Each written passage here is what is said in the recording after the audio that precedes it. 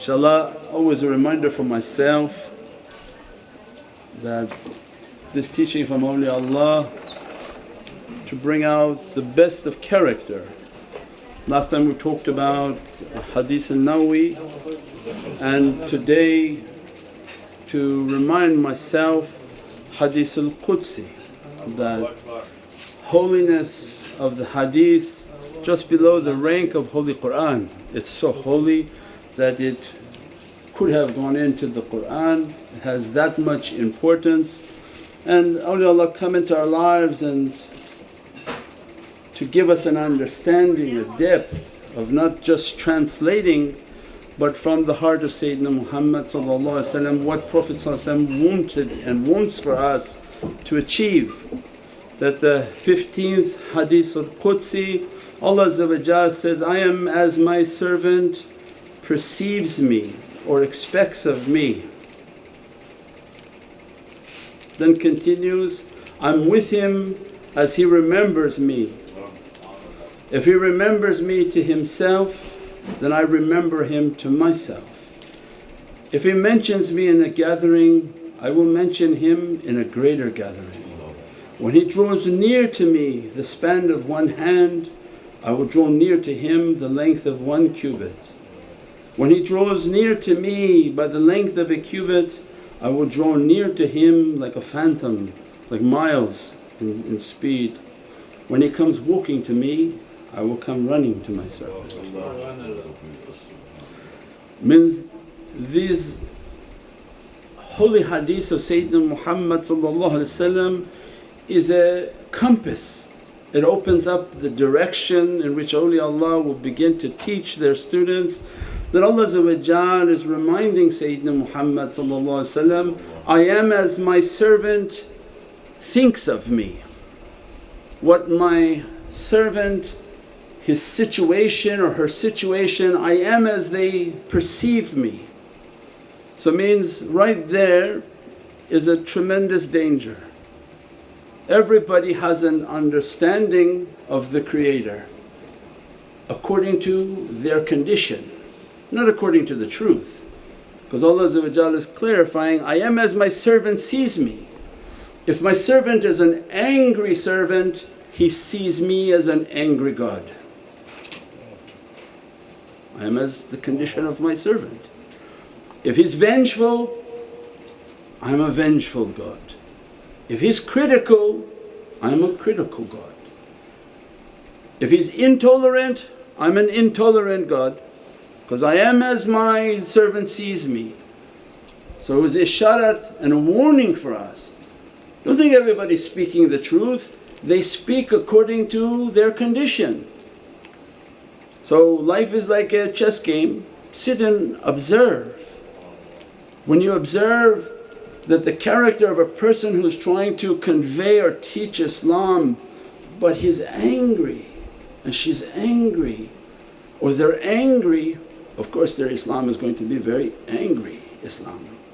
Everything about burning, oh Allah gonna burn you, burn you, burn you, burn you, burn you, Jahannam, because that's their condition.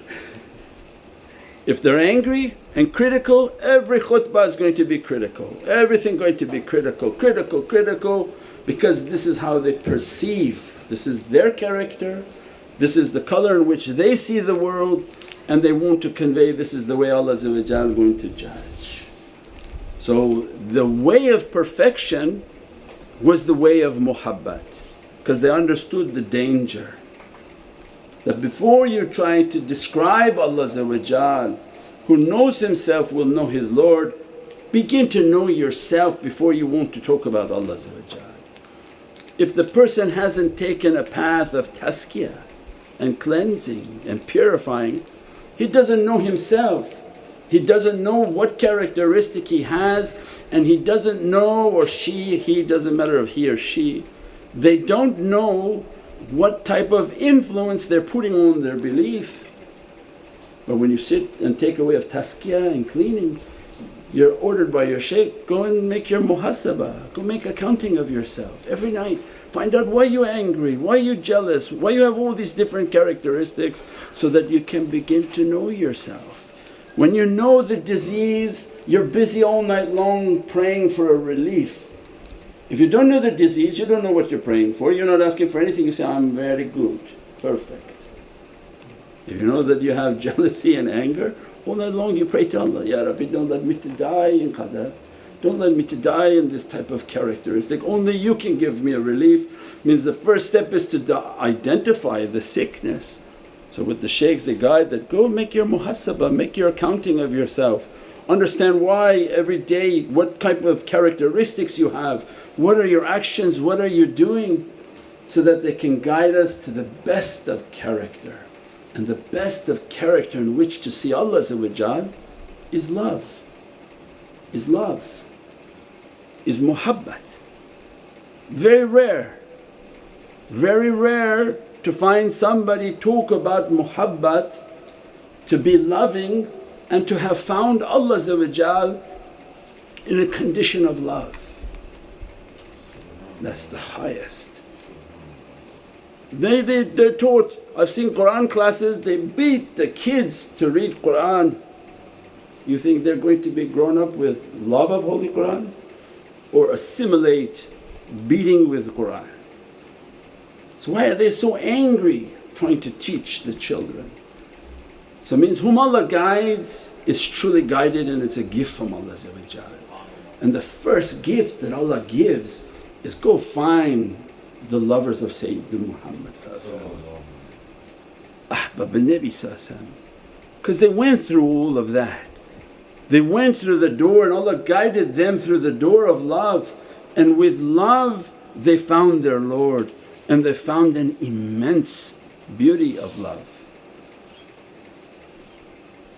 Even in their conditioning and their training, the sunnah of travelling. How can you find love if you don't travel? The reality of the sunnah of travelling was that you're a king in your home and you pray the way you want to pray, you eat the way you want to eat, you wear the way you want to wear, because you're a king in your own home. But Allah says, no, if you king or you want to be my servant. If you want to be my servant, go out and visit my servants and learn servanthood. So as soon as we went out on the road in our tarbiyah, we did 25 years of this. As soon as you go on the road, you don't eat when you want to eat, you don't eat what you want to eat, you don't drink when you want to drink, because you're a servant of somebody else. You're a guest in somebody else's home, in somebody else's event, and you're meeting and seeing all their customs. They don't have the customs I had at home. I have to become patient and tolerant. If you're impatient, your job don't last but a week, you'll be thrown out.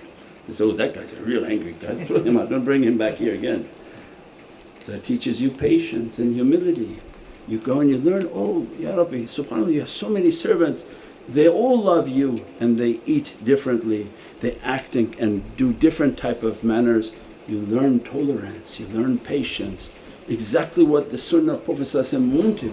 Go out and see the vastness of Allah's creation and see how Allah loves all His servants, and how with their love they're worshipping Allah. Be patient and tolerant. Don't put your opinion upon everything, don't put your anger upon everything. So some people have visited nowhere, they sit in a village angry and teaching. That's not muhabbat. They didn't even learn the sunnah of Prophet that you have to make a hijrah, you have to be moving, you have to be continuously moving from place to place, event to event, so that you can see Allah's creation and learn patience and tolerance. Then you learn how to be quiet, you learn how to absorb and to observe people. That was the way of muhabbat. So they come and they teach. This holy hadith from Allah is teaching us that find the people of love, because they will talk about me with the eye of love, and I am going to be as they describe. Why would you want to find Allah, a version of Allah that's violent and angry and judgmental and continuously punishing? So Allah says, I'll be that way if you won't, because as soon as you take that path you begin to judge not, for you shall be judged. You start to become critical upon everybody and Allah will hold you to account. No problem, you want this way, I'll be that way with you too. Go out and bother everybody, but I'm going to bother you the most. So Allah came into our life and said, Astaghfirullah Azim Ya Rabbi, oh ana abdukul ajizu da'ifu miskeen zalim, I'm the worst of your servants, have rahmah and mercy upon me. I only want to teach people about khair and love and muhabbat. Then Allah said, I'm going to deal with you with love. Even if you made a mistake, I'll deal with you with love, because you can't be more merciful than Allah. So you gave everybody my mercy and my rahmah, even you made a mistake, maybe what you said wasn't 100%, I will forgive you, because this is how you treated my servants. So that's why awliyaullah are very forgiving, very loving. Their associations people can't understand, why all these different people, why you don't make rules for them, why you don't do like this for them? Because they understood this way of love and muhabbat. Then Allah in the hadith began to give the characteristic that it's not only love that we say by our tongue but love by action. Or if you just got married, can you imagine a moment where your wife is saying or your husband are saying, you don't call me, you don't text me, you don't communicate with me, every 5 seconds, where are you, where are you, where are you? When you love your children and you send them for the first day into high school, make sure that they have a mobile phone, make sure they got on the bus safely, make sure they got off the bus safely. What are you doing in school? I'm going to just drive by and see what's happening in the schoolyard. Everybody knows the characteristic of love. You don't have to try to lie to Allah, because there's other madhabs that come and begin to talk about, you don't need to make zikr. You don't need to make these halakas, you don't need to make these associations. No, you're wrong, because Allah described these people of love, their actions are their love, not their tongue that they say, we love our Lord, but their actions are loving. And this is what Allah wants. He says, then if they are loving people and they love me, I am with him as he remembers. So now this is a characteristic, a loving person should be somebody who is continuously remembering Allah.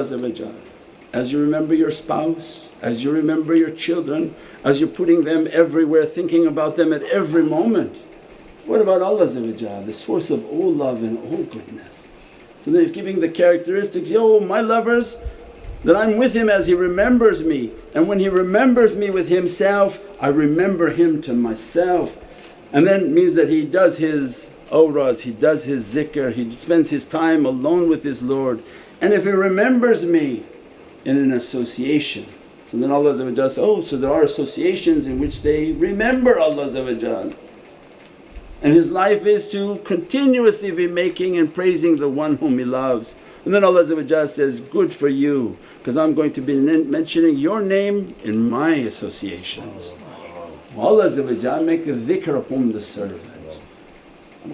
How is that even possible? We thought we came with just some water, some food, and to have a nice time, have some chocolates. It has such a magnificent weight that Allah says, your love is so pure that not even an intention of goodness is necessary. Your salah needs intention. Kullu amalun bin niyat, except the zikrullah, except things that are with love, there's no intention. There's no judging of love. Allah is not going to judge any love. Even they came with worst intention into the mahfil and zikr, Allah dress them, bless them and forgive them. What could be a greater reward? And Allah describing, they remember me silently, they do the zikrs. They remember me in gatherings, I remember them. And then they now start to draw near to me. They walk to me and I'm walking to them. They run to me and I'm running to them.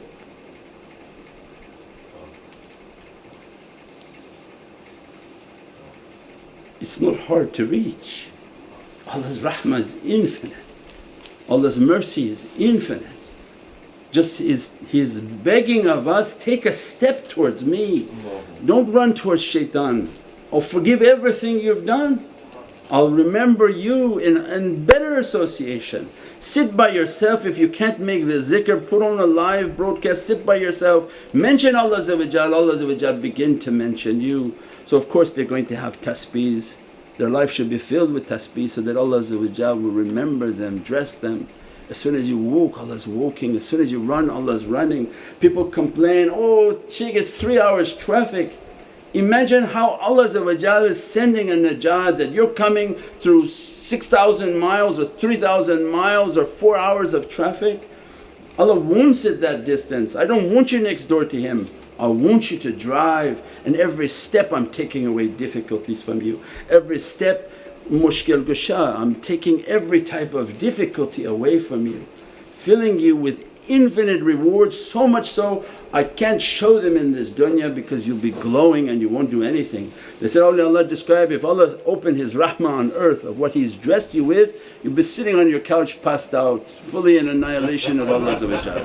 You won't move, you can't work, you don't want anything, you're mashdoob. So they have to hide that in the account for qiyamah. When Allah describes His servants that they're shining in their soul, filled with medallions. Medallions of what? Of zikrullah, of mentioning Allah, loving Sayyidina Muhammad. If their maqam became high, Allah give them a chair. Because this one, he remembered me so much, you went through every difficulty to be with me. In this yawm al-mashar, in this day of difficulty, have a nice chair, relax, I'm going to deal with this creation. Allah described they have chairs, some have couches, some have thrones. Allah's great, Allah's rahmah is infinite. We pray that Allah always inspire us towards goodness and to keep the associations of goodness. Subhana rabbika rabbil izzati amma yasifoon wa salaamun ala al-mursaleen walhamdulillahi rabbil alameen. Anyone whom sick, Ya Rabbi, grant them ash-shifa for the sake of the love of Sayyidina Muhammad. Grant them a protection of all bad nazar, bad energies, bad everything, Ya Rabbi, that You're the only one who can guard. Ya Rabbi, ahfazna, guard us and protect us with Your nazar, with Your light, with Your power and Your qudra, with the nazar of Sayyidina Muhammad, nazar of awliyaullah fi samaa'i wa fil ard, bi hurmati Muhammad al-Mustafa wa bi sirri Surat al-Fatiha. Welcome to Muhammadan Way YouTube channel, your premier destination for videos on Sufi spirituality, classical Islamic teachings and realities of the soul. With a library of over 1,000 videos and new titles uploaded weekly. Join us to discover true meaning and inner peace in our often troubled world. Click the link now to subscribe.